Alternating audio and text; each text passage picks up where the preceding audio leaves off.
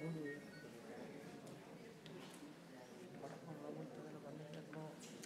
va animando, se va animando. Ayer, bueno, ayer hubo 30 personas. Hoy...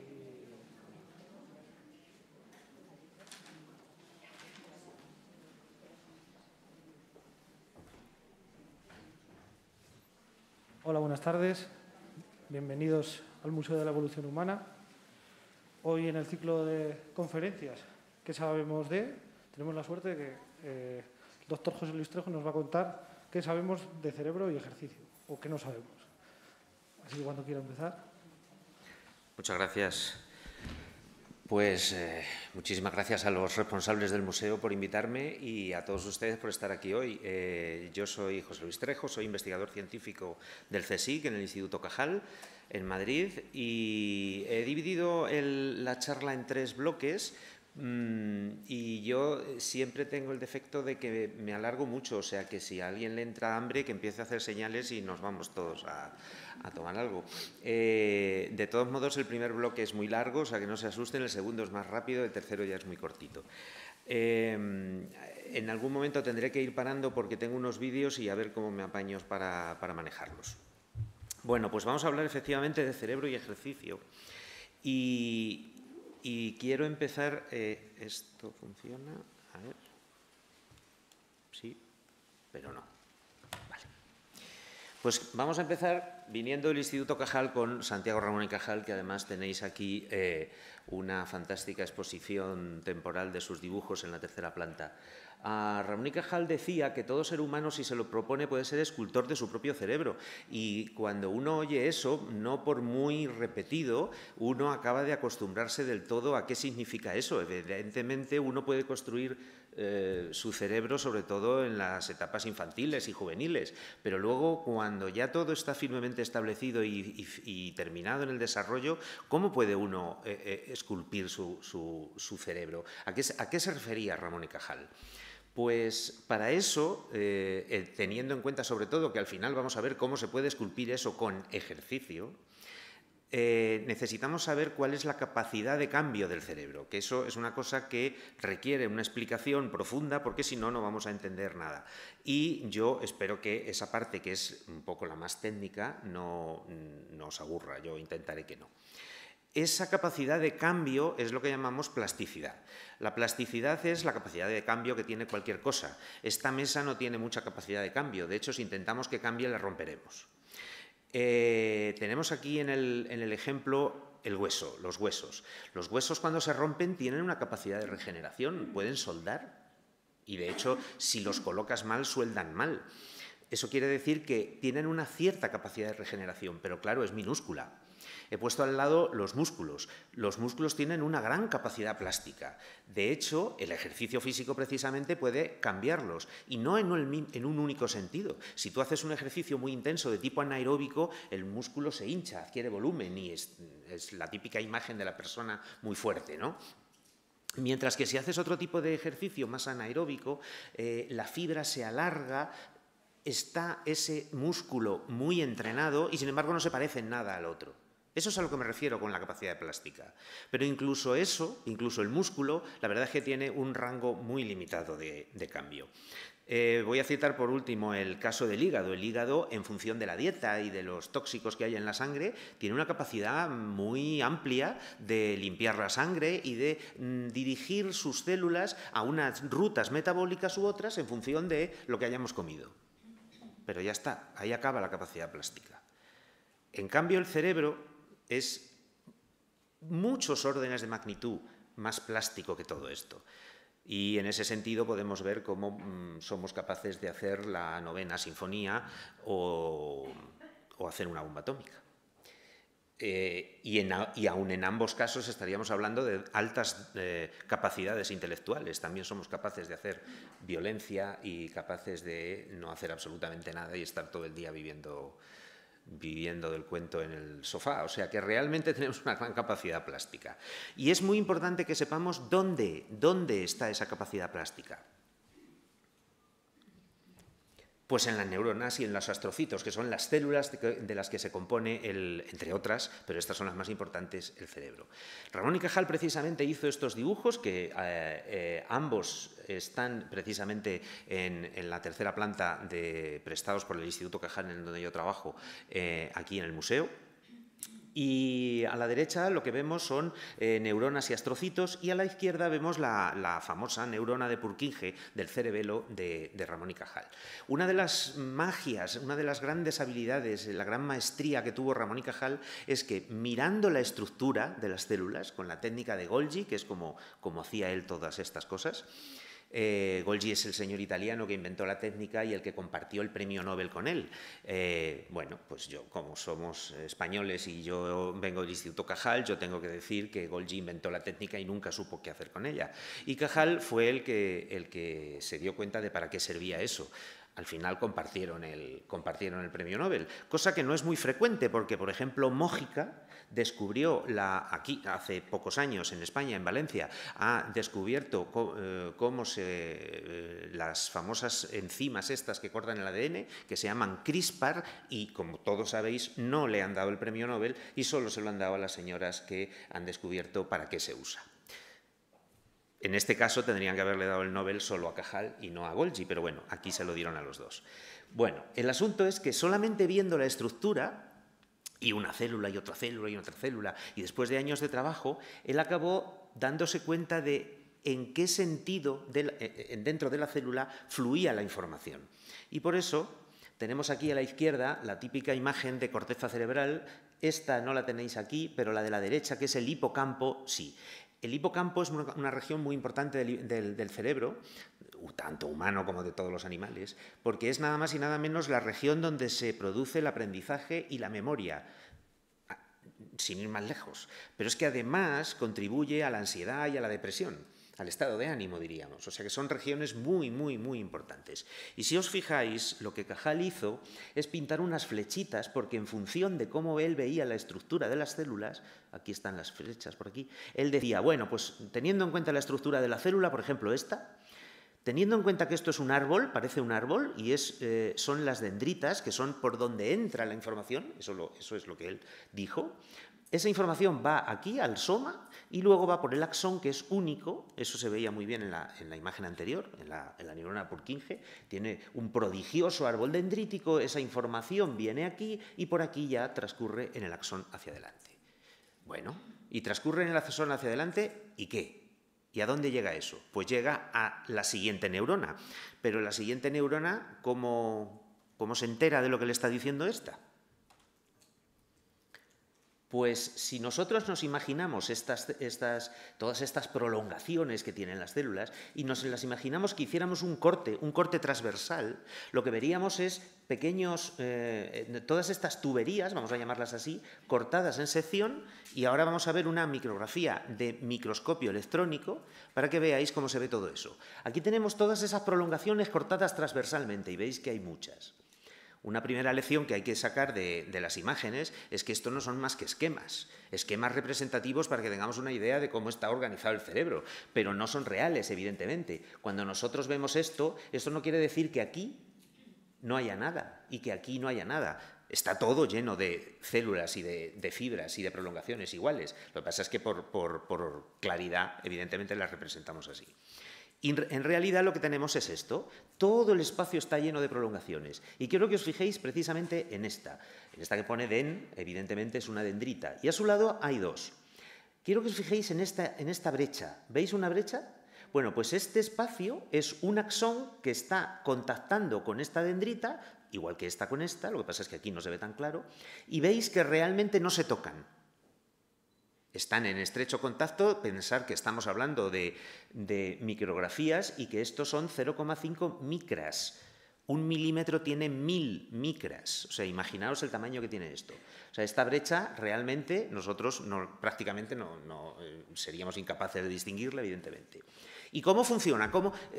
Ya sabemos que el axón, que es la prolongación de la neurona, lleva información. ¿Vale? ¿Y cómo se la pasa a esta? Bueno, mirad, aquí hay unas vesículas. Claro, lógicamente llamadas vesículas sinápticas, porque lo que estamos diciendo es que este espacio chiquitito y este espacio chiquitito, este se ve mejor, este es de otra clase, son lo que llamamos sinapsis. Y es la manera en que una neurona le pasa información a la siguiente. Y se la pasa a través de las sustancias y las moléculas que hay aquí en estas vesículas. Estas vesículas se abren y liberan las partículas que tienen dentro a esta brecha sináptica. ¿Y qué moléculas son esas? Los neurotransmisores. Habéis oído hablar muchas veces de ellos. Serotonina, dopamina, acetilcolina, todo eso. Bueno, bien, ya tenemos situada la manera en que ésta intenta hablar con ella soltando los neurotransmisores en la brecha sináptica. ¿Y qué? ¿Y qué pasa a continuación? Pues que la que tiene que recibir la información en sus membranas tiene unos receptores que se unen específicamente a esos neurotransmisores y a partir de ahí ya digamos que la información está en su tejado. La información ahora está dentro de esta célula y esta célula la pasa a la siguiente. Bueno, pues ya hemos aprendido la manera en que una neurona o un astrocito le puede pasar información a otra célula. Muy bien, ahora vamos a ver un esquema. Esto es esquemáticamente lo que estamos viendo hasta ahora. Este es el terminal que lleva la información. Y estas son las vesículas, veis que suelta aquí estas partículas que son neurotransmisores, se unen a estos receptores y ya la información continúa por esta célula. Bueno, pues la primera concepto importante que hay que tener en cuenta, que es la capacidad de cambio del cerebro, es la plasticidad sináptica. La plasticidad sináptica quiere decir que cuanto más usemos esta sinapsis, más receptores hay en la membrana, de hecho aquí se ha representado haciéndolo así como más complicado, etc. Y la membrana, la parte presináptica tiene más vesículas, digamos, tiene más que decir, y la otra tiene más receptores para oír lo que le dice la primera. Por lo tanto, primera lección, cuanto más usemos una sinapsis, más se refuerza, más potente es. Si eso lo extrapolamos a todo el cerebro, es eso que habéis oído siempre de cuanto más uses el cerebro y cuanto más uses las neuronas, en mejor estado están y mejor funcionan. Eso es así. Y eso es así, y quiero que lo entendáis, porque esto, el cerebro, mantenerlo activo cuesta tantísimo, es el órgano que más energía consume de todo el organismo. Cuesta tanto que no es tan sencillo como decir, bueno, pues tengamos muchas neuronas y tengamos muchas sinapsis y tengamos muchos receptores y así seremos muy listos. Mantener eso activo cuesta tanto que el cerebro, cuando no lo usa, lo que hace, lo que le parece más relevante, la selección natural, la evolución de miles de millones de años nos ha llevado a una situación en que le ha parecido más sabio ahorrar en estructuras que tenerlas ahí para no ser usadas. Por lo tanto, démosle la vuelta al mensaje. Si no usamos el cerebro, cada vez tendremos menos sinapsis, menos receptores y las neuronas cada vez funcionarán peor. Y eso es una capacidad plástica. O sea, el hígado no pierde su potencialidad de limpiar la sangre de tóxicos porque tú tengas una dieta maravillosa. En el momento exacto en que tú tomes un tóxico, estamos hablando de grasas o de dietas no saludables, el hígado está ahí esperando, no ha perdido prácticamente nada de su capacidad. En cambio, el cerebro, si no lo usa, sí. O sea que la capacidad plástica no es solo para mejorar el cerebro, también para empeorar. Y eso es lo que os quiero enseñar a continuación. Esto que se representa aquí es la manera en que una sinapsis habla con la siguiente. ¿De acuerdo? Sabéis que el cerebro es eminentemente un órgano eléctrico. Y entonces, cuando una neurona le pasa esos neurotransmisores a la siguiente, lo que hace es inducir una señal eléctrica. Y entonces esa sinapsis, pues bueno, tiene un potencial de reposo, que nos da lo mismo qué valor tiene, los valores absolutos no nos importan, nos importa el mensaje.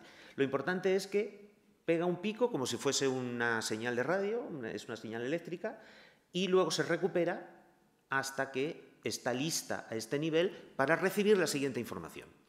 Pero una sinapsis puede tomar muchas formas, puede tener este pico más alto, esto puede ser más ancho, se puede tardar más o menos en recuperar. En función de cuánto la uses, cambian sus propiedades. Y eso lo vamos a representar aquí de la siguiente manera. Esta barra azul clara representa el mínimo y el máximo que puede llegar a hacer una sinapsis. Bueno, pues una sinapsis puede ser esto más alto o más bajo, esto puede ser más ancho, esto puede recuperarse antes o después, es decir, tiene un rango, un mínimo y un máximo. Y eso es lo que conocemos como plasticidad. La sinapsis puede ser plástica, puede trabajar menos o puede trabajar más, para que lo entendamos.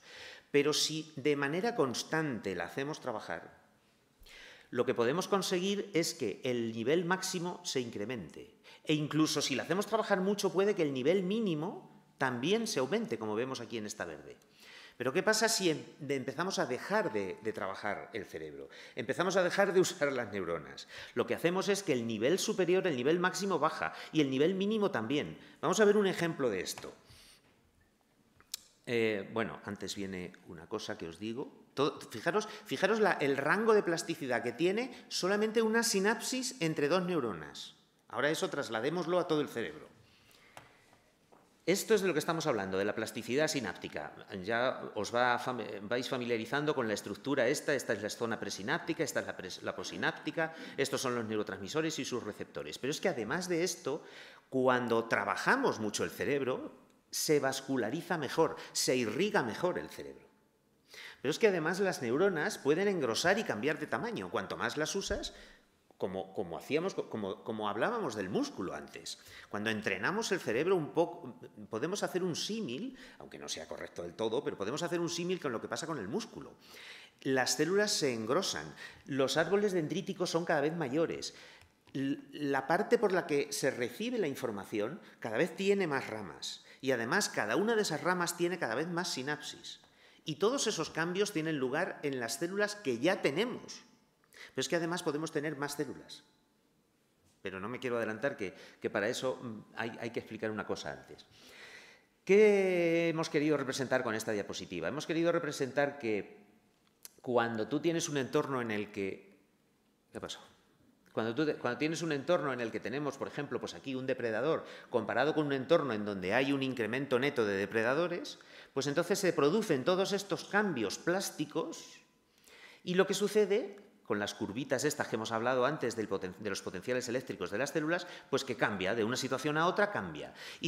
O sea que el mensaje es que porque cambia la estructura de las neuronas, porque cambia la estructura del cerebro, cambia la manera en que funciona. ¿Y qué quiere decir que cambia la manera en que funciona el cerebro? Que nuestra conducta cambia.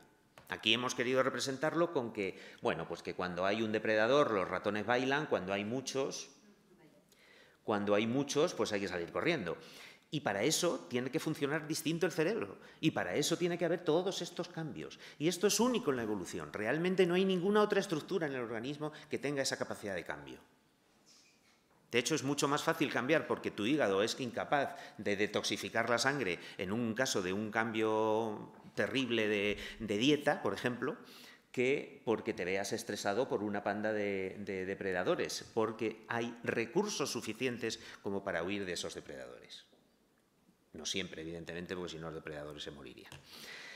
Entonces, ahora es cuando os voy a decir que además de todos los cambios que hay en las células que ya tenemos, además se produce una cosa muy curiosa que se llama neurogénesis adulta y que es la formación de nuevas neuronas en el adulto. Y en esto hay que volver un poquito a Cajal. Cajal, con las herramientas que tenía en su época, pues él no pudo ver, lógicamente, y ya mucho hizo, ver que había formación de neuronas nuevas en el adulto. Por eso decía que una vez que el cerebro adulto estaba definitivamente formado, todo podía degenerar, pero nada podía regenerarse. Pero, evidentemente, era con las herramientas que él tenía en la época, porque luego, a partir de los años 60, y es una historia que continúa hasta recientemente, ya sabemos que hay algunas regiones del cerebro en donde sí hay neurogénesis y formación de neuronas nuevas. De hecho, no todas las regiones tienen esta neurogénesis, pero mira por dónde algunas de las que la tienen son, por ejemplo, de las más importantes como el hipocampo, que es la segunda vez que sale y era el que hacía el aprendizaje y la memoria y la depresión y la ansiedad. O sea, fíjate si es importante tener formación de neuronas. A lo largo de la historia se ha dicho muchas veces que era anecdótico la cantidad de neuronas que se forman en un cerebro adulto, pero cada vez se acumulan más evidencias de que esto es así. De hecho, no sé si visteis, algunos tendríais oportunidad de ver, el jueves de la semana pasada en el telediario, en el telediario de las 9, dijeron que un grupo español, el CBM, en Madrid, había descubierto que hay neurogénesis y células madre, algunos lo recordaréis quizás, que había células madre en el cerebro adulto toda la vida. O sea que no solamente durante las épocas infantiles y cuando uno es joven tiene formación de neuronas, sino que se mantiene toda la vida. Bien, es verdad que cuando llegas a cierta edad empiezas a perder neuronas rápidamente, pero nunca se deja de tener neurogénesis, nunca se deja de tener células madre. Y eso es muy importante. Me estoy desviando un poco, pero es que quiero lanzar este mensaje. Eso es muy importante porque quiere decir que si las puedes activar, y ahora vamos a ver cómo, por pocas que tengas, empezarán a dividirse y a formar nuevas neuronas. Y todas esas neuronas nuevas tienen capacidad de hacer todas estas cosas de la sinapsis que estamos diciendo. Y eso quiere decir que nunca perdemos la capacidad de ser un poquito más listos, si queréis que lo pongamos en esos términos.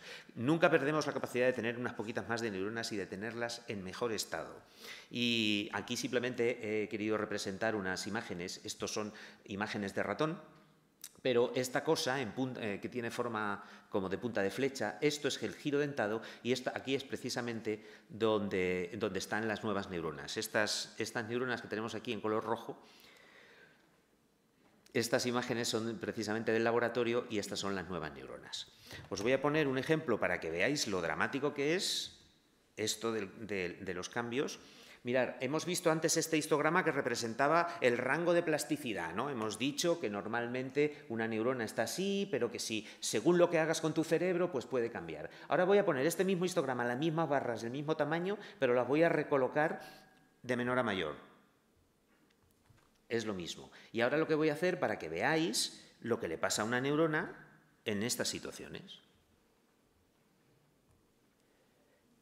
Esta es la situación normal, esta es una neurona. La neurona no se muere porque dejes de usarla, está ahí, pero mirar la capacidad de procesamiento de información que puede tener esta neurona que prácticamente no tiene nada más que algunas prolongaciones.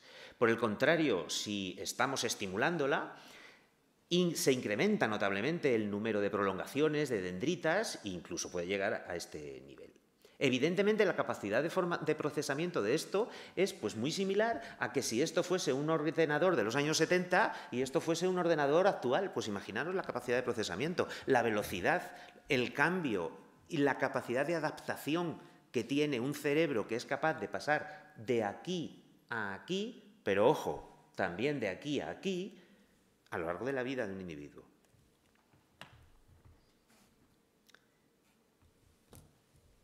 ¿Y por qué el cerebro es capaz de hacer esto? Pues obviamente porque está en nuestra naturaleza, porque está en nuestro código genético. Nuestros genes, nuestro ADN, ha hecho a lo largo de millones de años de evolución que el cerebro pueda hacerlo.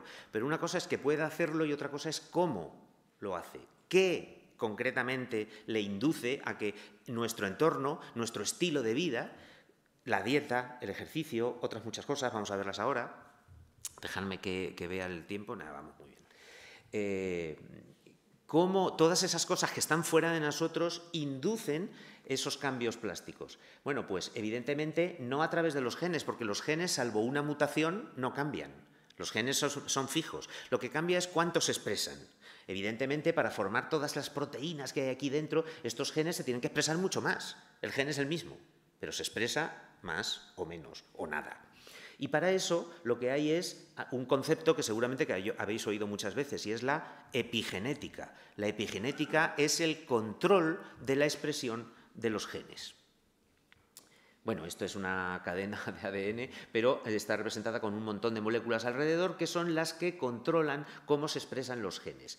¿Y por qué la epigenética es muy importante? Porque la epigenética es la que hace que, en función de que hagas más o menos ejercicio, de que comas mejor o peor, de que uses más o menos el cerebro y de que le des una vida más estresada o más tranquila, es la que hace que unos genes se expresen y otros no. Y esos son los que hacen que tengas la neurona en mejor estado o en peor estado. Vamos a verlo.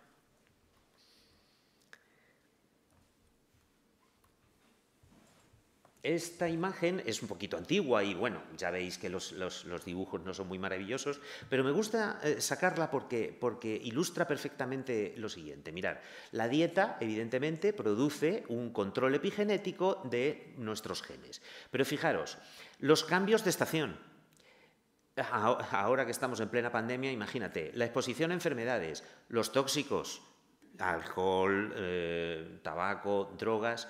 Mira, me voy a parar aquí porque lo del estado financiero es una cosa que la gente le llama muchísimo la atención. ¿Cómo es esto que el estado financiero Estado financiero es una traducción libre del inglés. Mira, os voy a contar un trabajo muy maravilloso, muy bonito, que surgió hace ya como 10, 15 años. Unos investigadores lo que hicieron fue analizar el cerebro de chicos que estaban criados en barrios muy pobres en Estados Unidos y otros pues, que estaban en barrios pues, menos pobres. Cogieron una muestra muy grande para que las cosas que veían no fueran por casualidad.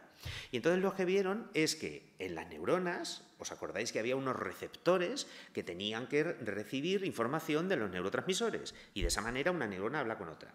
Bueno, pues los receptores de un cierto tipo, en este caso no son neurotransmisores, pero es igual, son los receptores glucocorticoides, no nos importa mucho el nombre, estos receptores glucocorticoides, tenían un cambio de metilación, tampoco nos importa mucho qué es eso, un cambio epigenético, solamente en los chicos que habían crecido en barrios pobres. Y ese receptor funcionaba distinto, solamente el gen era el mismo, lo que había cambiado era el cambio epigenético, solamente porque en su entorno estaba empobrecido. Y porque estaba empobrecido había un pequeño, sutil cambio que hacía que sus receptores funcionaran distinto, y al funcionar distinto, la consecuencia era que esos chicos tenían mayor sensibilidad al estrés. La pregunta es, bueno, ¿y eso es reversible? Por desgracia, los cambios epigenéticos que tienen lugar durante la infancia y la juventud tienden a quedarse más de lo deseable ahí. Pero es evidente que pueden revertirse. Ahí lo dejo, que no me quiero adelantar a parte de la charla que vamos a decir. Pero fijaros si es importante. Por supuesto, el ejercicio, que es del que queremos detenernos un poquito a continuación. La microbiota, que todo el mundo sabe ahora que tenemos una serie de células y de factores en nuestros intestinos que son capaces de producir cambios epigenéticos en nuestro cerebro. Y bueno, me salto estos, que estos son muy antiguos y esto generan mucho debate, pero luego si queréis podemos dedicarle en las preguntas un rato. Y me llama particularmente la atención esto, el estado psicológico. Esto también es difícil de entender, pero en cuanto yo os cuente exactamente cuáles son los mecanismos, los vais a entender perfectamente. Estar feliz o estar estresado produce cambios epigenéticos muy parecidos, de otro estilo, pero muy parecidos a los que os he contado aquí. Son cambios epigenéticos de metilación en receptores que hacen que vuestras neuronas funcionen distinto. Dice, bueno, pero a ver, si hemos entendido lo del zorro y los ratones, la cosa es al revés, ¿no? O sea, tiene que cambiar mi cerebro, la manera en que mi cerebro funciona para que yo esté contento, no al revés. Pues no necesariamente. Porque estás contento, o por lo menos porque no estás triste, desde luego, en casos determinados, la tristeza, la depresión, la ansiedad, otra vez el hipocampo, producen cambios epigenéticos en la manera en que se expresan los receptores de tus neuronas y hace que pienses peor. O sea, si lo queréis más claro, estar triste hace que te comportes como si tuvieras menor capacidad intelectual. Y todos habréis oído seguramente que hay grandes intelectuales que han sido conocidos depresivos, ¿no? No sé, todo el mundo habla de Lord Byron o de, bueno, etcétera. Claro, evidentemente tú no pierdes las neuronas, tú no pierdes la sinapsis, tú no pierdes la conexión. Si eres capaz de vehiculizar esa tristeza o esa depresión de tal manera que te mantenga activo y trabajando, pues probablemente tú no vas a tener ese problema.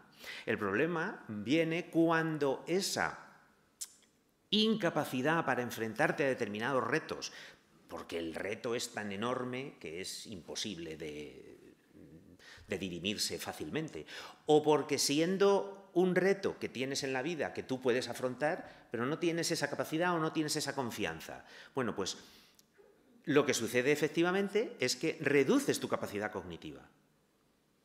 Por eso es muy importante el estado de ánimo a la hora de enfrentarse a cualquier cosa, un deporte, un examen, bueno, a la vida entera, porque al final el estado de ánimo está modificando tu capacidad cognitiva y al final la capacidad cognitiva es la que te va a permitir salir con éxito del problema, con lo cual es una pescadilla que se muerde la cola.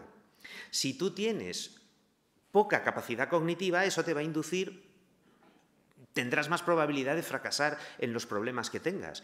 Y eso probablemente viene derivado del hecho de que tú crees que no tienes capacidad de respuesta o que no vas a salir airoso del reto. Lo contrario no necesariamente es verdad. Solamente por pensar que tú vas a salir airoso del reto y estoy muy contento y soy muy optimista, eso no quiere decir que te vaya a salir bien. Hay que hacerlo, ¿eh? Pero bueno, para eso está el cerebro en medio. Vale, y entonces ya está.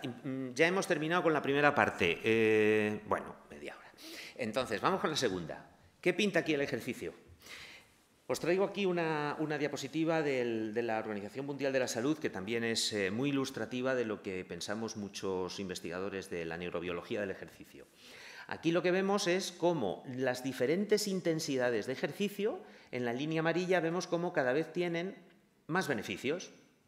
Llevar una vida activa o incrementar el ejercicio, en lugar de hacerlo unos cuantos minutos, empezar a hacerlo media hora o una vez al día o un día, o incrementar la velocidad, incrementar el ejercicio más vigoroso, cada vez hace que tengamos más beneficios. Pero fijaros lo que dice la Organización Mundial de la Salud. Cuando ya llegas a un ejercicio muy intenso que llaman extenuante, empiezan a acumularse los riesgos y daños, ahora veremos qué riesgos y qué daños son esos, de tal manera que los beneficios no crecen infinito hasta el cielo, sino que hacen un techo.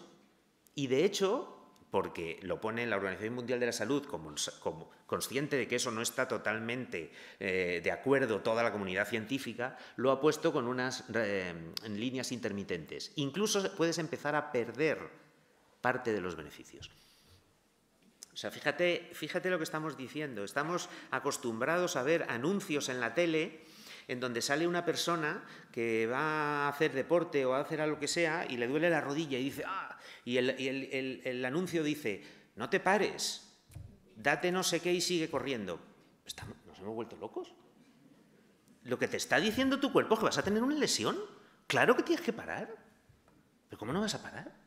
Pero bueno, eso lo dejamos porque eso es... Sé que en mi grupo todas las investigaciones que hacemos son polémicas por eso, porque decimos que es que el ejercicio solo tiene un rango de beneficio, que es este, y a partir de un punto empiezas a acumular tantos problemas que ya no tienes más beneficios o incluso pierdes los que tenías. Por ejemplo, en determinadas circunstancias, por ejemplo, el ejercicio en el efecto sobre el músculo, la curva es una curva que conocemos como curva sigmoidea. ¿Por qué es sigmoidea? Porque al principio empieza igual que esta y luego cuando llega al final, por mucho ejercicio que hagas, el músculo no crece hasta el infinito, salvo algunos que se toman drogas para tener los músculos muy fuertes, los culturistas. Pero vamos, en general, tú llegas a un momento en que alcanzas un techo. Hay muchos, como por ejemplo nosotros, que creemos que la curva no es sigmoidea, es hormética. Nos da lo mismo el nombre. Hormética quiere decir que tiene forma de campana. Es decir, al principio es igual, cuanto más ejercicio haces, más beneficio, pero llega un momento en que empieza a caer, empieza a caer, empieza a caer, empieza a caer, y si haces mucho ejercicio, al final acabas en el principio. E incluso puede haber, que depende de los parámetros que estés mirando, puede tomar forma de J invertida. Si os pensáis en una J mayúscula, pues una J invertida. La J invertida es porque empieza aquí, sube para acá, sube para acá, sube para acá, y luego sigue, y luego sigue, y luego sigue, porque es una J invertida. Por ejemplo, la neurogénesis, que ahora ya sabemos después de la introducción anterior. La neurogénesis, cuanto más ejercicio hagas, resulta que más neuronas tienes en el hipocampo, y por lo tanto tienes más capacidad de aprendizaje y de memoria, y tienes mejor estado de ánimo, porque recordamos que contribuía al hipocampo en la ansiedad y en la depresión.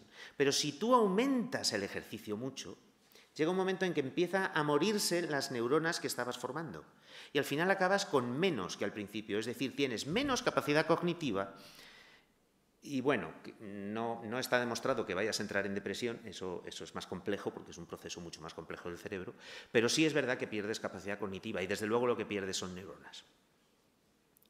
O sea que imaginaos si realmente es complicado y difícil el averiguar dónde parar, porque evidentemente si seguimos haciendo ejercicio, y eso me voy a detener un segundo porque creo que es una cosa que no está suficientemente bien tratada en la sociedad moderna. Todos hemos oído eso de que el Día de los Enamorados se lo inventó el Corte Inglés, ¿no? Bueno, pues yo quiero hacer eso mismo en otro sentido. La obsesión que hay ahora mismo con salir a correr, pues se la debe haber inventado Decathlon, porque hay una obsesión con salir a correr. Pero, claro, a ver, es que lo que la neurociencia ha demostrado y lo que nosotros en el laboratorio hemos visto es que lo malo es el sedentarismo. Eso, vamos, no hace falta ni convenceros. Por cierto, el sedentarismo produce cambios epigenéticos, no lo voy a contar otra vez, muy parecidos a los del niño que había sido criado en entornos empobrecidos. Simplemente cambian qué receptores son los que son controlados, pero el resultado es el mismo. Se pierde capacidad cognitiva y tienen mayor incidencia el estrés, ¿no? Por ejemplo. Bueno, pues lo que sucede en este caso es que... he perdido el hilo. Sí, lo que estábamos viendo es que lo que hemos visto en el laboratorio es que efectivamente a partir de un cierto nivel se empiezan a acumular una serie de cambios y pierdes todos los beneficios.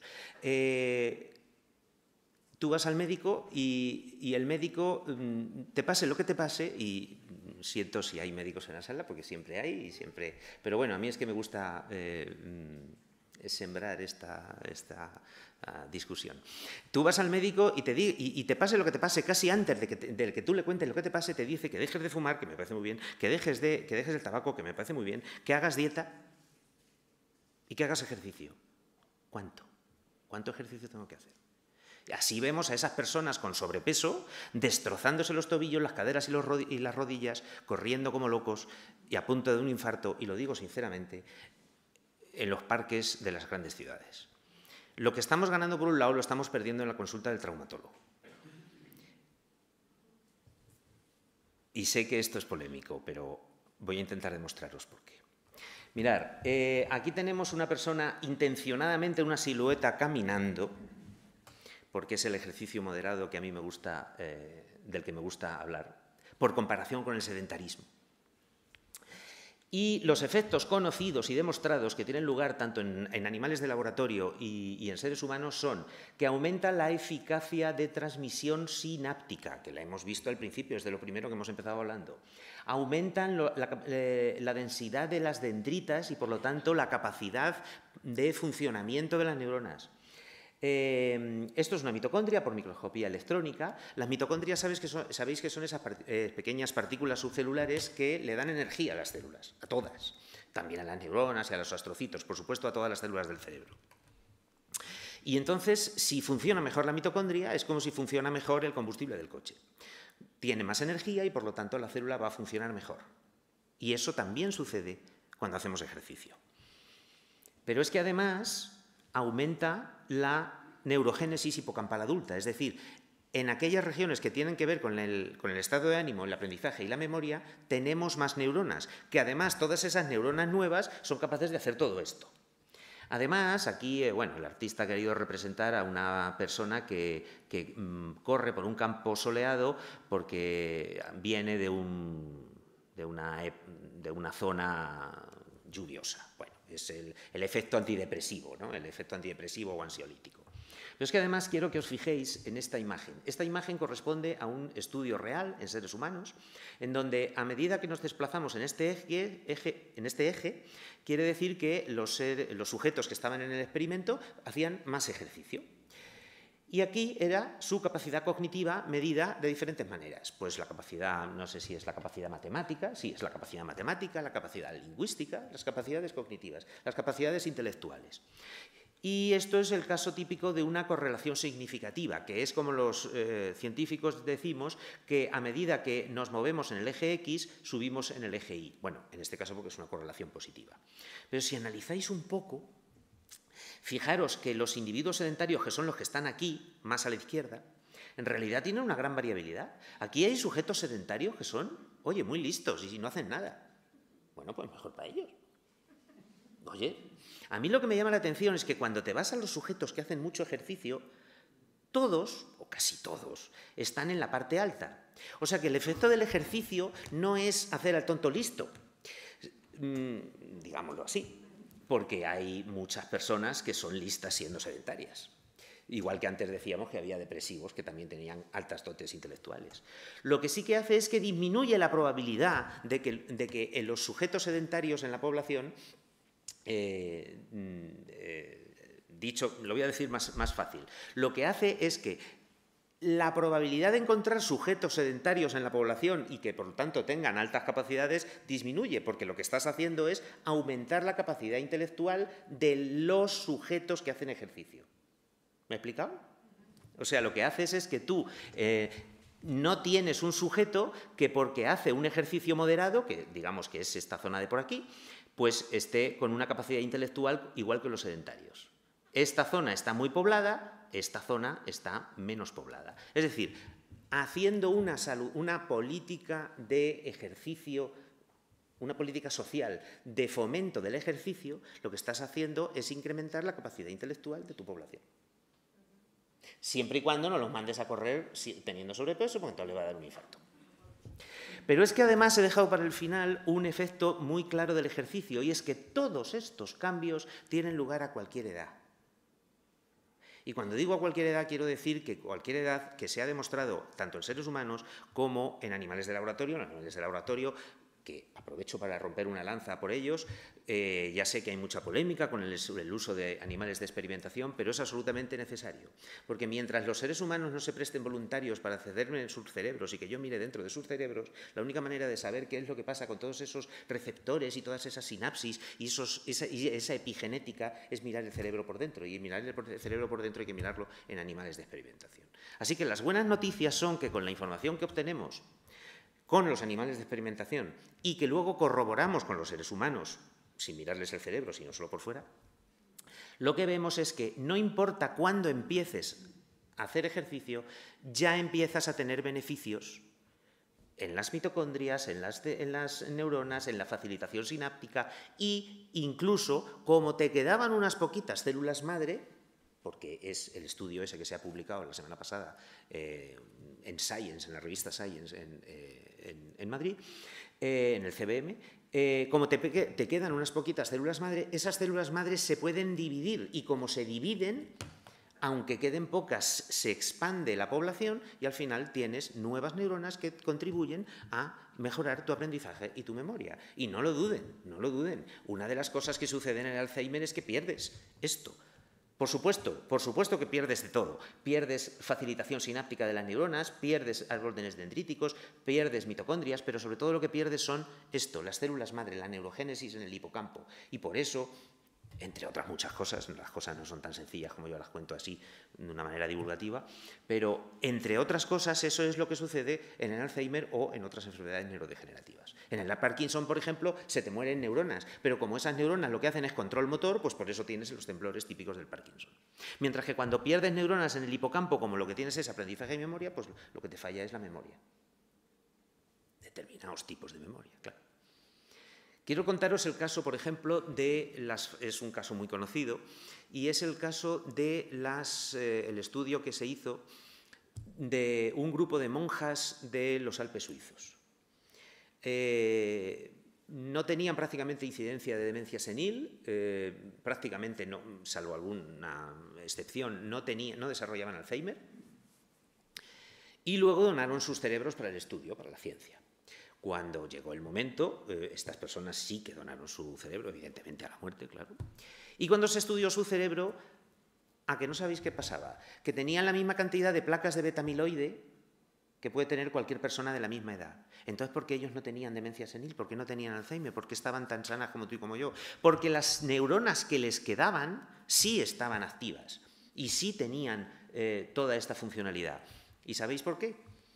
Bueno, quiero decir, hasta aquí el descubrimiento científico. El por qué, eso es interpretación. Pero bueno, la interpretación que la neurociencia le da son dos cosas. Primero, pues habían tirado toda su vida trabajando contentas.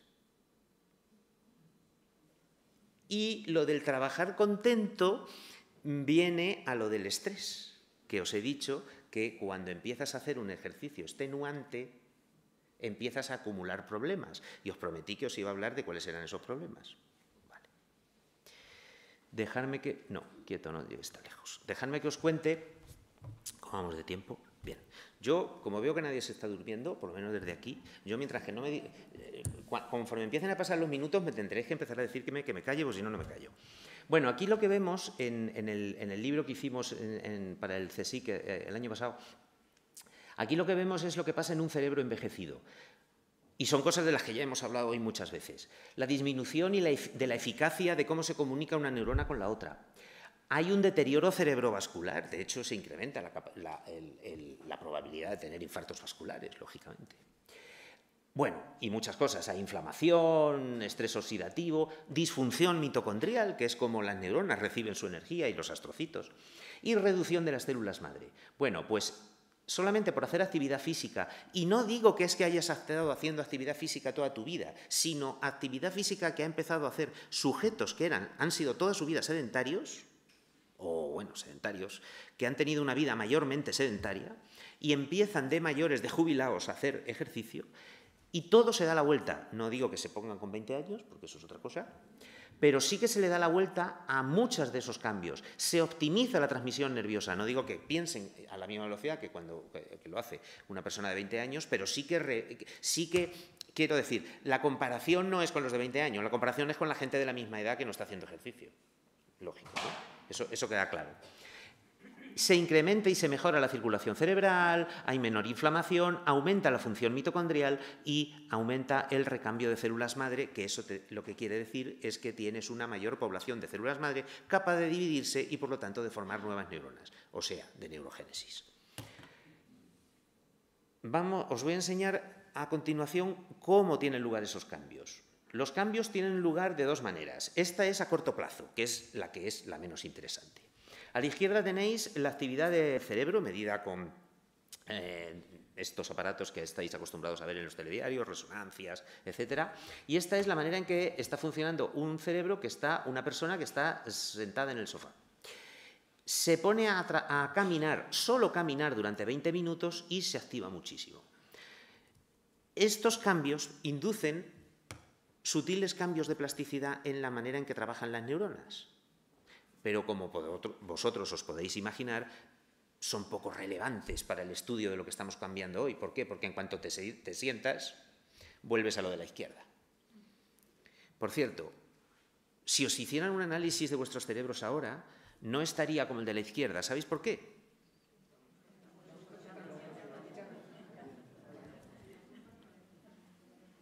Pues eso.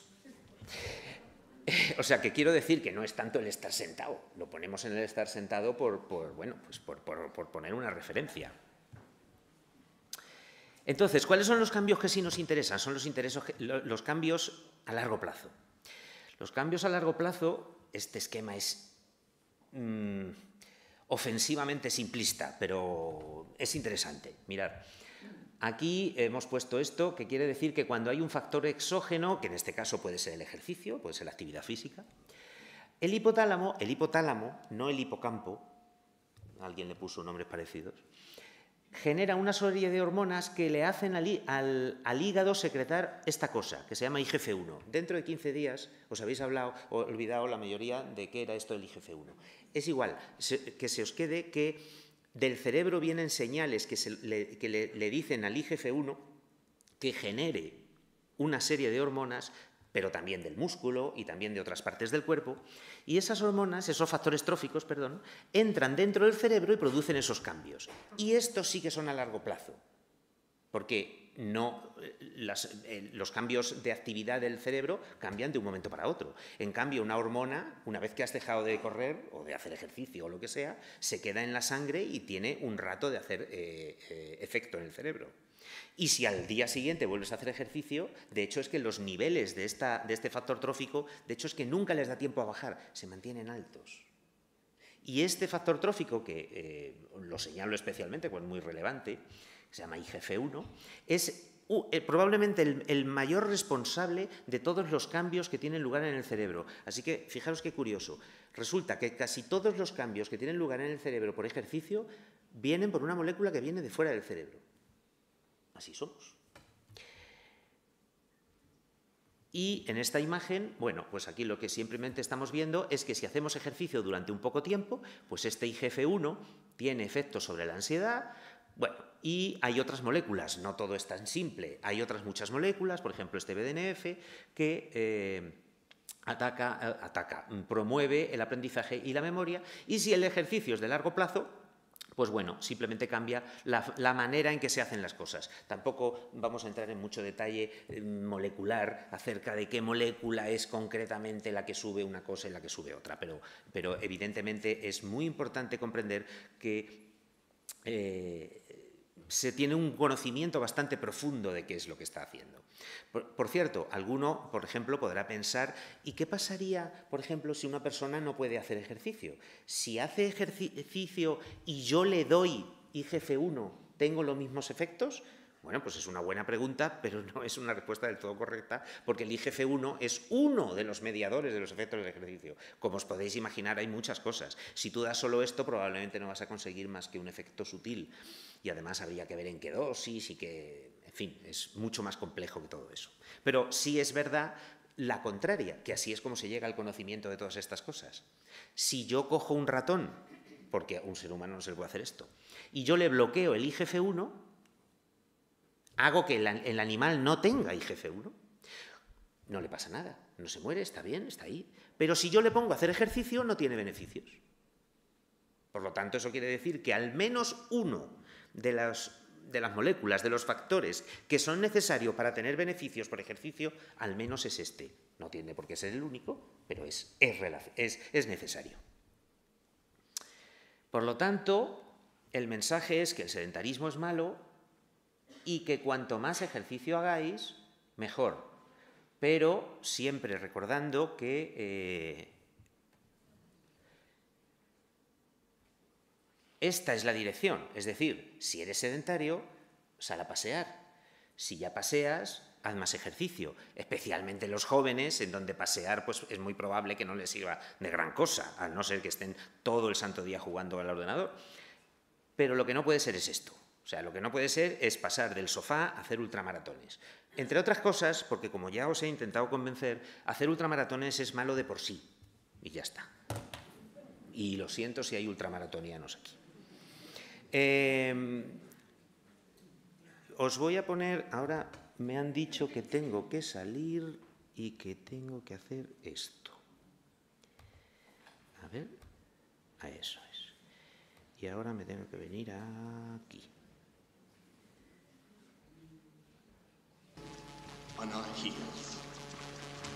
Yo creo que todo el mundo conoce esta película, ¿verdad? Carros de Fuego.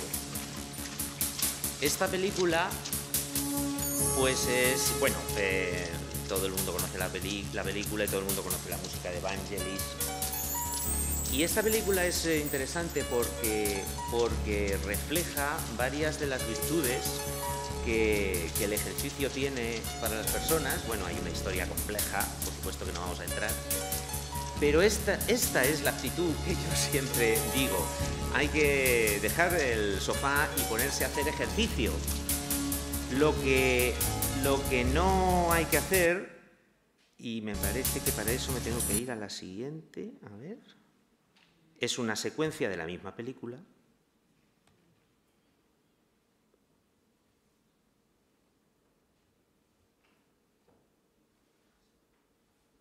Y me viene para ilustrar lo que quiero ilustraros. Un poco más adelante en la película pasa esto. El ejercicio moderado que veíamos al principio corriendo por la playa es muy bonito.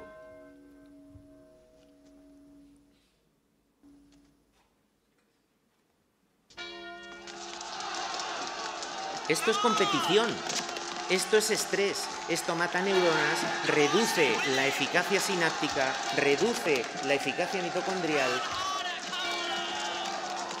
y salvo que te den mucho dinero si ganas, esto es estrés, esto es competición, esto es deporte.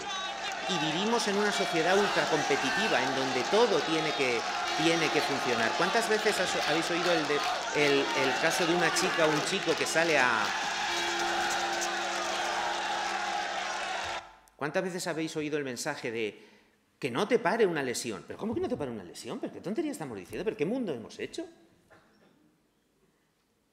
Siento ser así tan vehemente, pero es que yo he visto lo que le pasa al cerebro por dentro cuando cuando pasan estas cosas y entonces pues no me gusta nada. Bueno, ya hemos...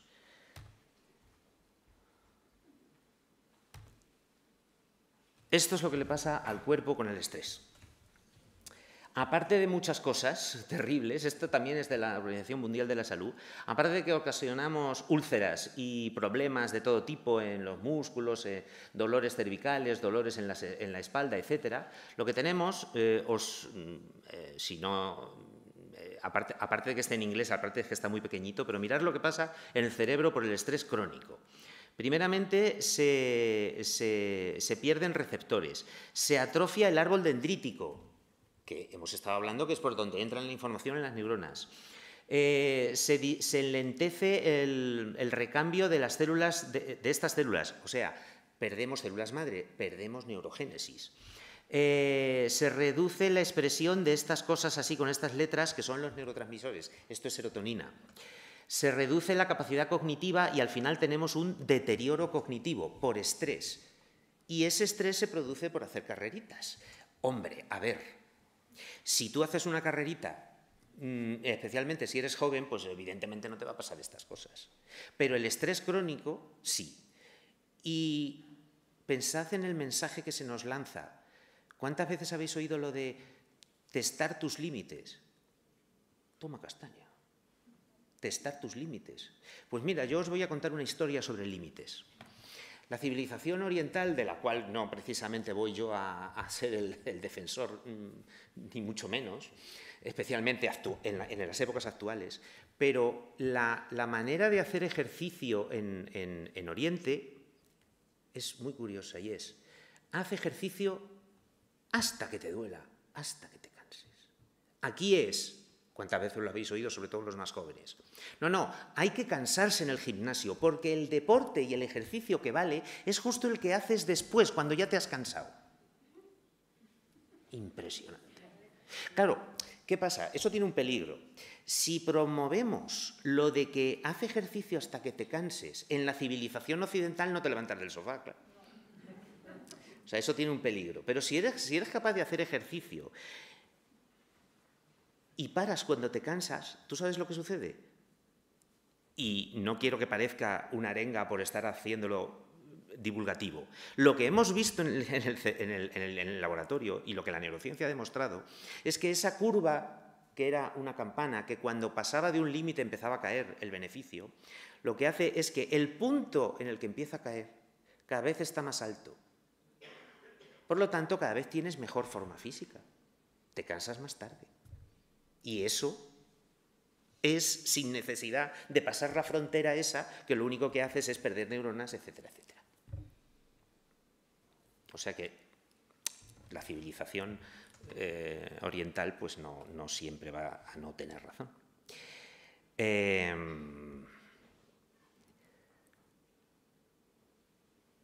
O sea que el mensaje, y ahora cambiamos de película, Forrest Gump, sí señor.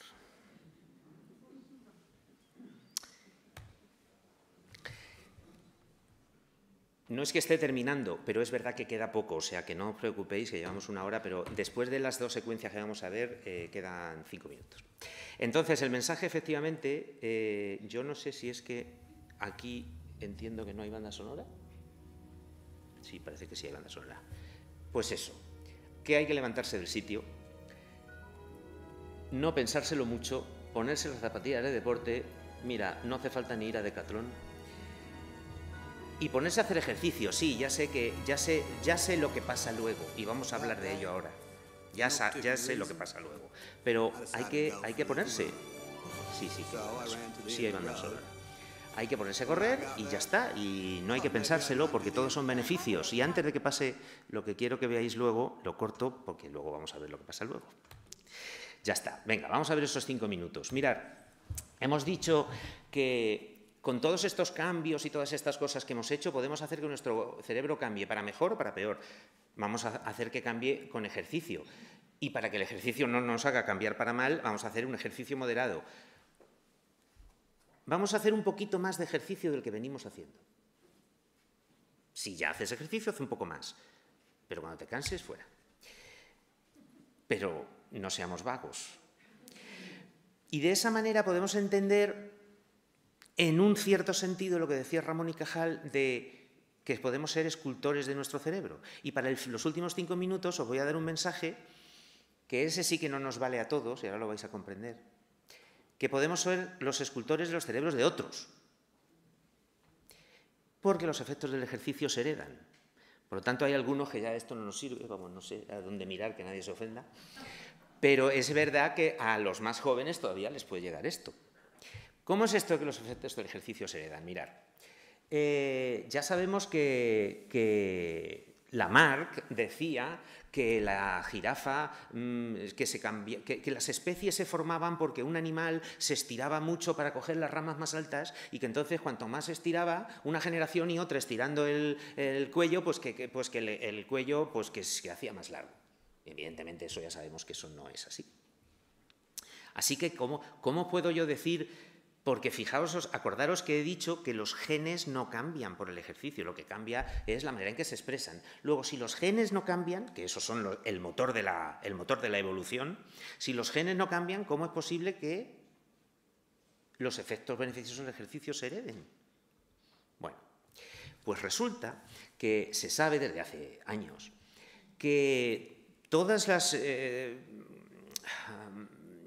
ciertos ámbitos de nuestro estilo de vida, que aquí están representados como una dieta alta en grasas, o todo lo contrario, una dieta muy restrictiva, o el estrés, que acabamos de ver lo que pasa, o por supuesto el envejecimiento, todas esas cosas acaban afectando no a los genes, sino a la epigenética, pero en este caso para mal, es decir, la manera en que se expresan los genes. Pero claro, vosotros diréis, bueno, vale, pues este señor tendrá una serie de problemas epigenéticos asociados con que tiene estrés, o porque tiene una dieta restrictiva, o porque ha fumado o ha tomado alcohol, o porque ha tenido una dieta alta en grasas. Pero, ¿y los hijos? Lo que sucede es que esos cambios epigenéticos también se acumulan en las células reproductoras. Y cuando esa persona tiene hijos, dependiendo del tipo de cambio, no todos evidentemente, pero muchos de esos cambios se acumulan en todos los órganos de los hijos. Entonces, hace unos años, un grupo de investigadores dijimos, joder, pues también es desgracia que las cosas malas se hereden y no se va a heredar nada bueno. Así que nos pusimos a investigar si los efectos beneficiosos del ejercicio sí se heredaban. Y entonces lo que hicimos fue hacer este experimento. Cogimos a animales de laboratorio, ratones de laboratorio, los pusimos en una noria, que por cierto les encanta, como muchos sabréis, sobre todo porque en condiciones normales, este experimento es fácil porque en condiciones normales el ratón en la jaula, lógicamente, es muy sedentario. Por lo tanto, en cuanto le pones a hacer un poquito de ejercicio moderado, enseguida notas los efectos beneficiosos. ¿Y cuáles son esos efectos beneficiosos? Pues os van a sonar.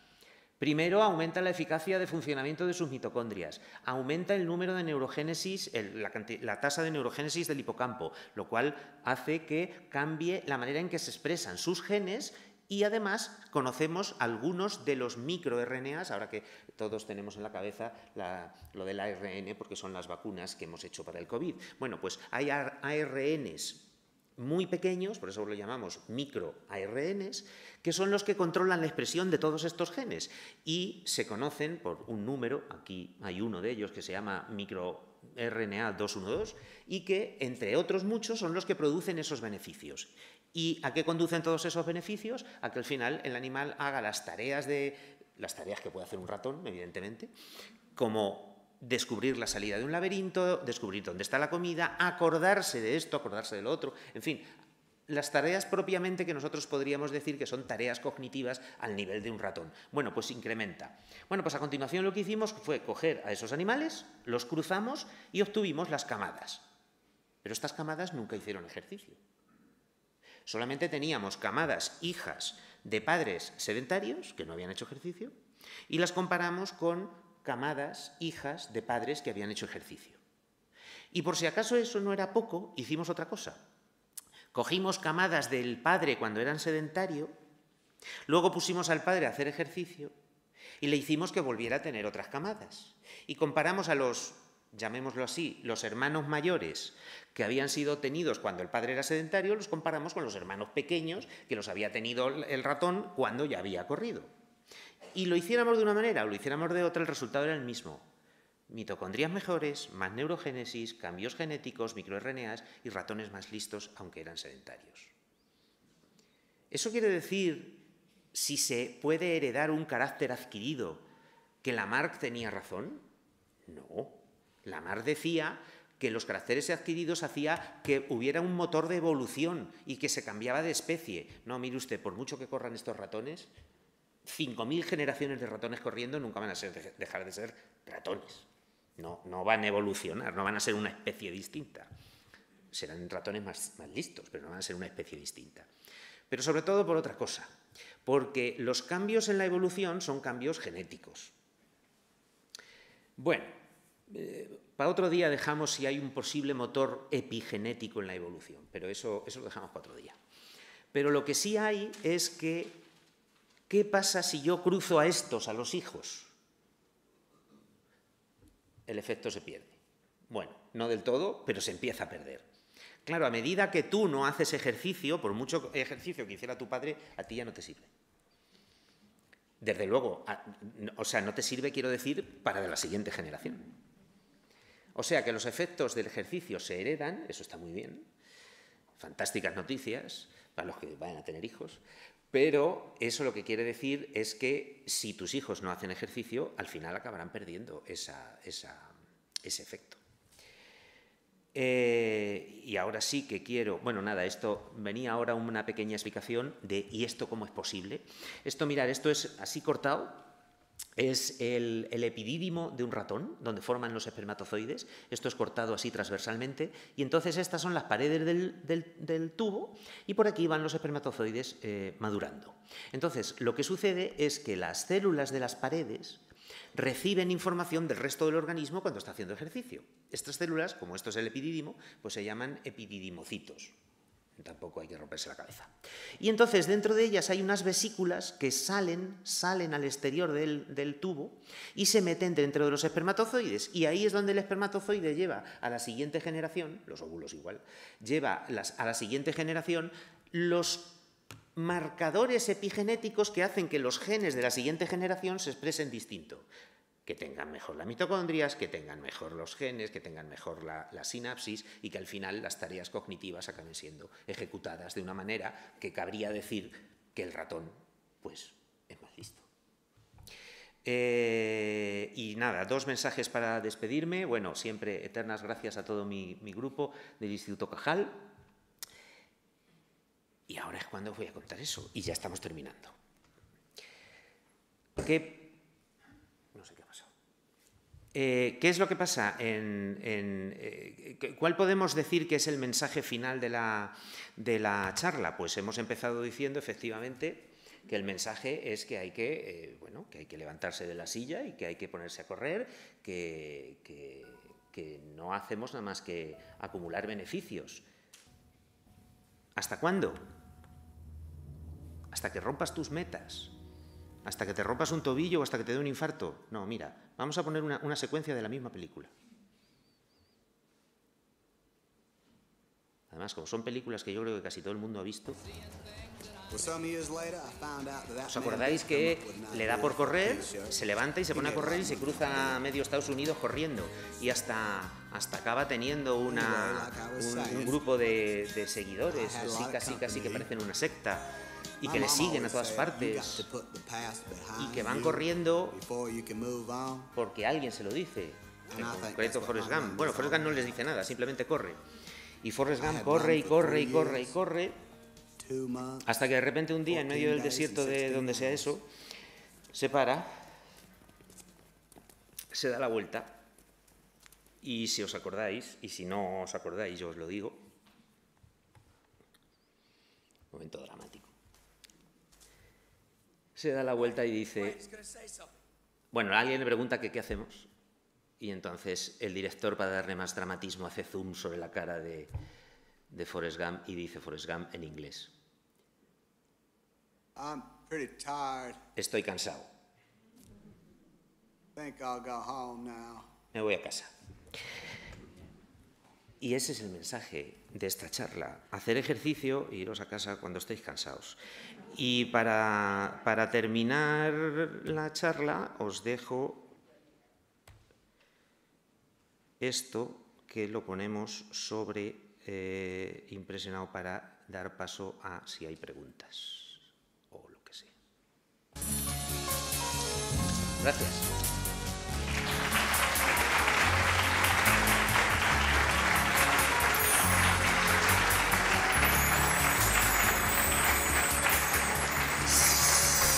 Si es que...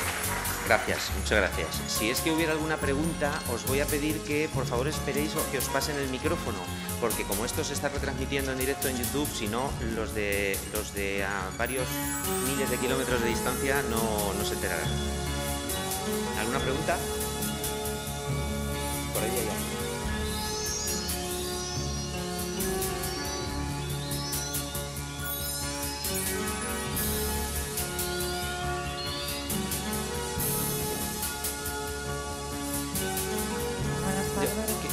Quizá lo bajo, ¿no?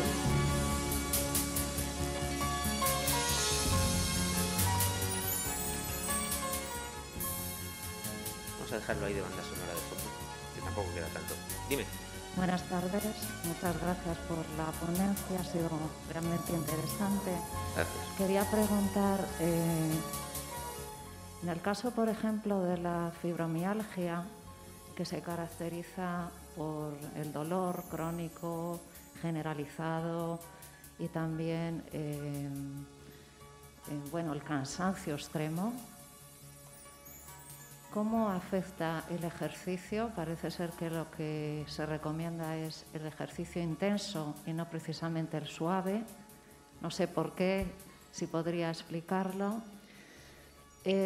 Cuando resulta que el cansancio sí es extremo y es conveniente, como parece que hemos llegado a esa conclusión, que en el momento en que el cansancio aparece no es recomendable continuar, ¿cómo afecta si el hacer un tipo de ejercicio u otro, más intenso o menos intenso, afecta a la plasticidad? No sé, ¿qué nos podría comentar en ese sentido? Muchísimas gracias. Gracias por la pregunta. Pues es desgraciadamente fácil responder a esa pregunta, y digo desgraciadamente porque ahora lo vais a ver. Claro, es una excepción, eso es una excepción, y hay dos excepciones importantes en esto.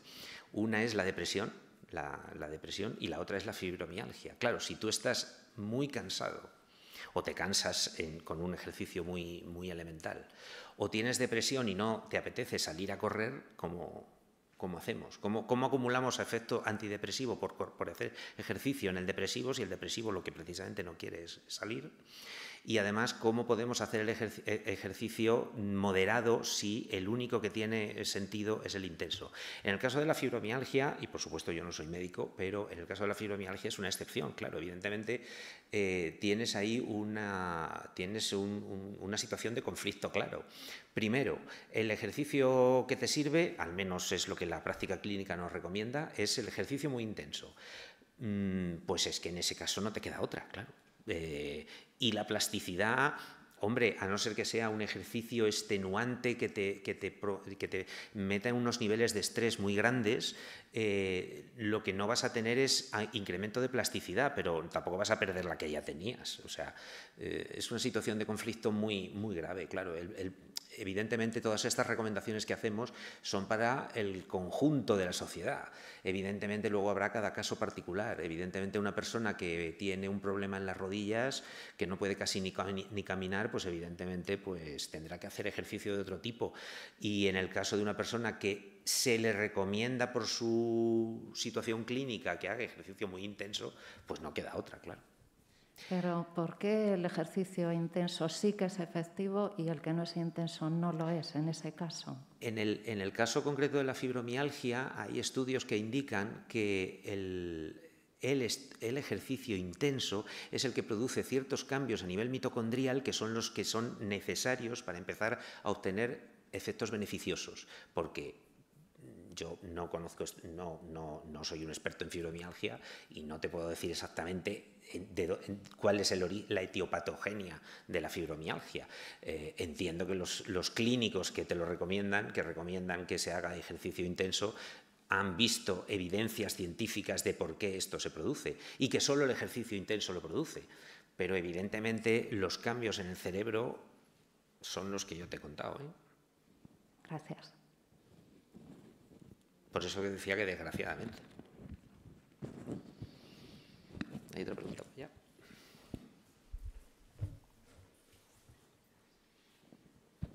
Hola, buenas tardes. Hola. Mi pregunta va un poco en dirección contraria a la que acaba de hacer la otra mujer.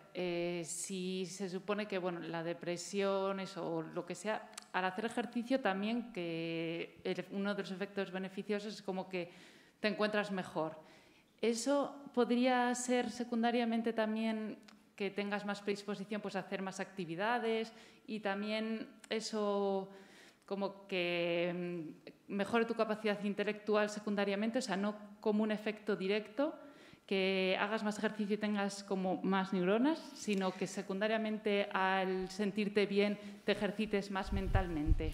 No sé si me he explicado bien. Claro, cuando decimos que el ejercicio tiene efecto antidepresivo, es porque estamos midiendo la depresión en las formas actuales que están reconocidas por la práctica clínica en que tú mides la depresión.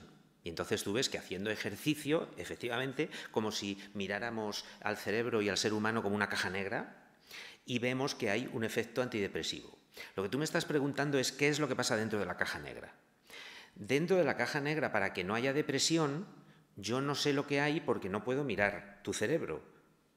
Sí puedo mirar qué es lo que pasa en ese caso en un ratón al que, aunque no os lo creáis, hay una serie de test autorizados y ¿cómo decir?, reconocidos por la comunidad científica como que miden algo que se le parece mucho a la depresión del ser humano, porque cursa con las mismas variaciones de niveles de neurotransmisores, los mismos circuitos neurales, etc.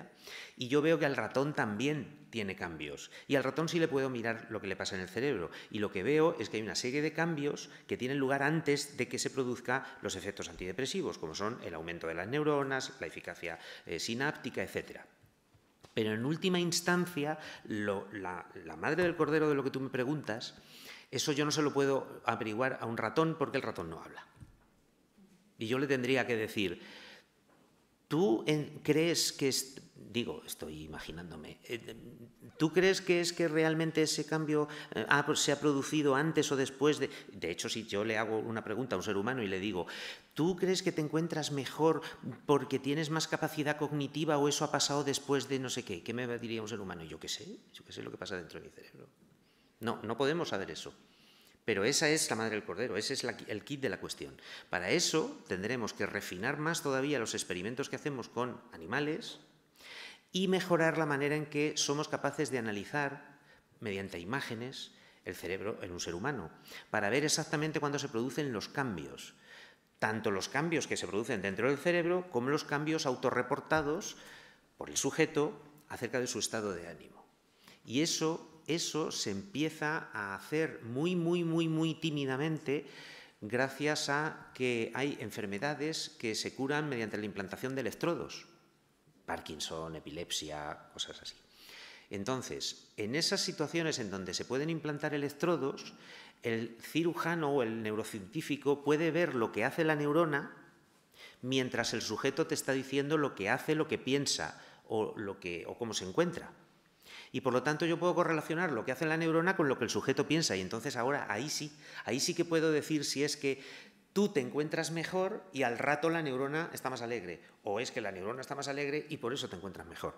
Pero, repito, eso se está haciendo muy limitadamente, muy despacito, porque evidentemente yo no le puedo poner electrodos a un señor o señora. Se lo pongo si es que tengo una enfermedad que curarla y ya que lo tiene puesto puedo aprovechar para investigar. Pero, claro, ¿esos cuántos son? Claro, a ese nivel no, pero digo, igual había alguna partícula, alguna bioquímica que se liberase con el ejercicio, por ejemplo, a nivel bioquímico más que... Claro, nosotros lo que estamos haciendo es, nosotros y otros muchos grupos, lo que estamos haciendo es encontrar biomarcadores tempranos de los efectos del ejercicio que correlacionen con los cambios cognitivos. Por ejemplo, microRNAs en sangre. Los microRNAs estos, bueno, pues los estamos mirando en sangre. ¿Para qué? Pues para ver si hay microRNAs que son específicos del ejercicio o del sedentarismo. Y poner a la persona a hacer ejercicio y ver cuándo se producen estos microRNAs. ¿Por qué? Porque yo necesito saber si ese microRNA es consecuencia o causa del cambio de conducta. Puede que la persona, por razones X, la caja negra que decíamos, esté cambiando su conducta y fruto de eso se encuentre mejor y entonces le suben los microRNAs número no sé cuántos en la sangre. O al revés, primero sube el microRNA y entonces entra en el cerebro, igual que le pasa al IGF-1, la molécula esa que decíamos, y entonces esos son los cambios. Claro, eso en un ser humano es prácticamente imposible. Cuando yo encuentro un biomarcador que parece que apunta a que es el que está produciendo los cambios, me tengo que ir al ratón y meterle ese microRNA a ver si se encuentra mejor, sin hacer ejercicio.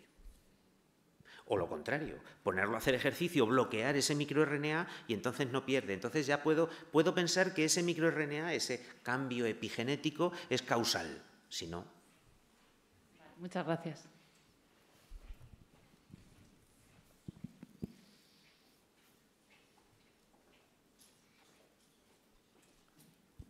Sí, buenas tardes y muchas Hola. gracias por su intervención. Básicamente se ha hablado del ejercicio físico.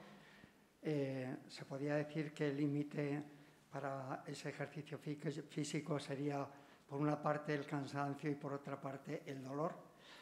Y en segundo lugar, el ejercicio intelectual, ¿cómo incide, diríamos que incluso comparativamente con el ejercicio físico, en la modulación o en todos esos beneficios de los cuales usted ha hablado en la charla? Todas estas cuestiones son muy relevantes y yo siento que la hora, pero es que claro, si me preguntáis preguntas interesantes... Mira, lo primero de todo, ¿por qué analizamos ejercicio en los animales y nada más? Lógicamente, porque en los animales es muy... A ver, evolutivamente, toda esta historia tiene una razón evolutiva de la que no hemos hablado, pero ahora que me lo preguntas te la cuento. Hay una razón evolutiva, y es que cuanto más te mueves, hablamos de la naturaleza, cuanto más te mueves, lógicamente, a no ser que estés todo el día caminando en círculos, más territorio conoces y por lo tanto tienes que tener más capacidad de memoria para saber dónde estás para luego volver. Pero no solo eso, sino además, si aquí te encontraste un depredador, si aquí hay unas hierbas que le gustan al animal, o si aquí hay una madriguera de un animal de mi misma especie pero que es mi contrincante. O sea que cuanto más te mueves, más información espacial tienes. ¿Dónde se procesa la información espacial? Reconozcamos que estamos hablando simplísticamente. ¿Dónde se almacena la información espacial? En el hipocampo. ¿Quién participa de manera muy activa en procesar y almacenar información espacial? La neurogénesis, siempre lo mismo. Entonces, ¿qué quiere decir esto? Que cuanto más ejercicio hagas, la evolución ha hecho que los organismos estén estructurados de tal manera que cuanto más te muevas, más neuronas. ¿Para qué? Para procesar toda esa información extra. ¿Qué pasa si de repente no te mueves? Que como eso cuesta mucho, lo pierdo, ¿para qué lo quiero? Si eso contesta un poco a la primera parte de la pregunta, ahora vamos un poco con la segunda. En los animales yo no puedo hacer ejercicio intelectual si no se mueven. ¿Por qué? Por lo que acabo de decir. No, esto no es del todo exacto, pero bueno. Evidentemente, si yo quiero que un animal tenga un enriquecimiento cognitivo, lo pongo en una jaula, por ejemplo, que se llaman de enriquecimiento ambiental. Que en lugar de ser una jaula pelada y mondada en donde no hay nada, hay juguetes, tubos, sitios por donde meterse. ¿Qué estoy diciendo? Que se están moviendo. El ser humano es el primer organismo que puede hacer, al menos tan ostensiblemente como lo hacemos nosotros, ejercicio intelectual sin moverse.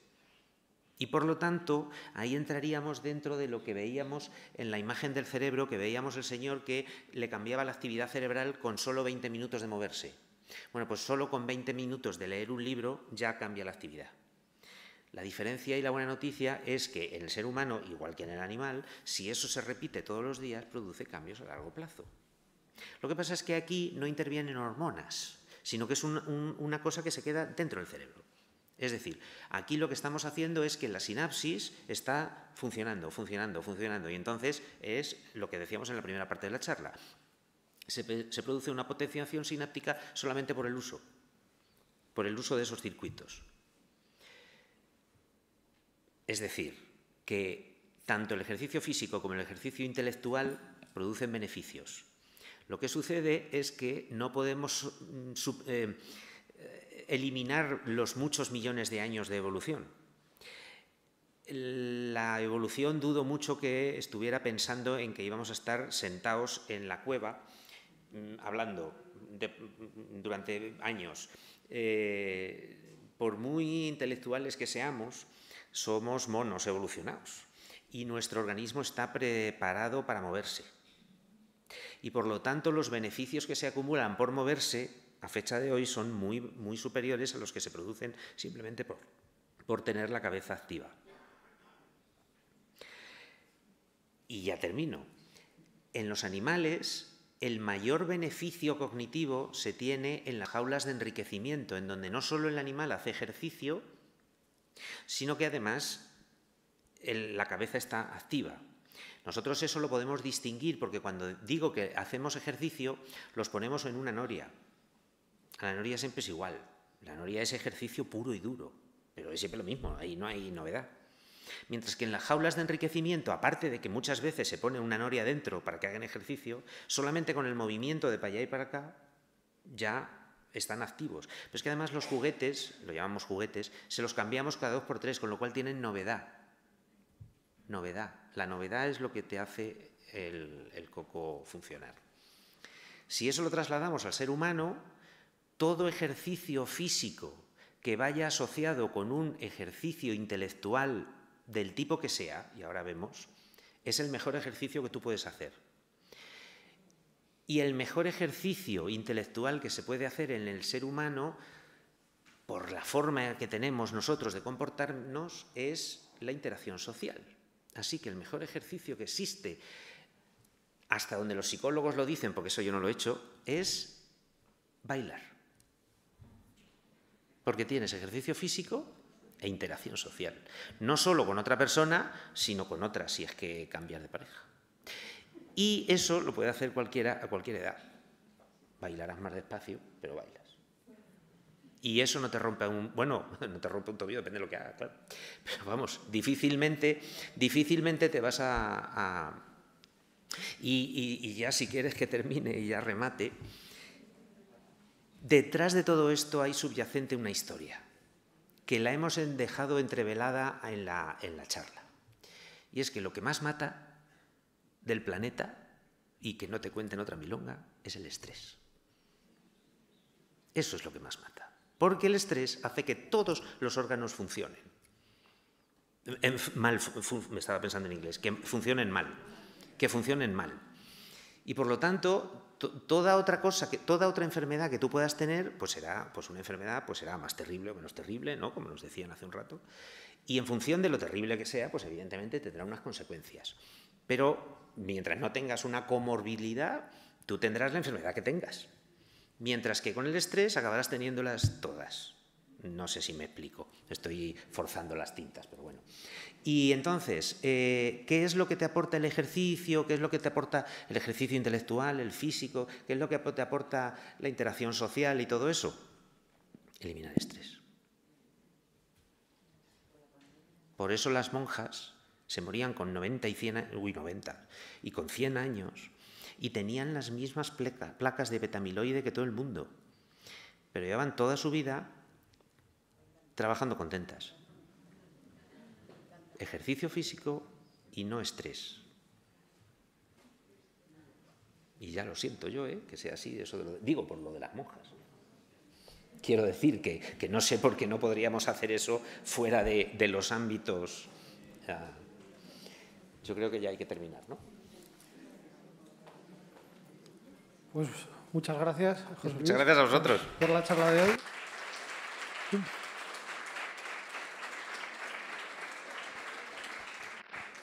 Muchas gracias a todos por venir. Les esperamos en las próximas actividades del Museo de la Evolución Humana. Muchas gracias.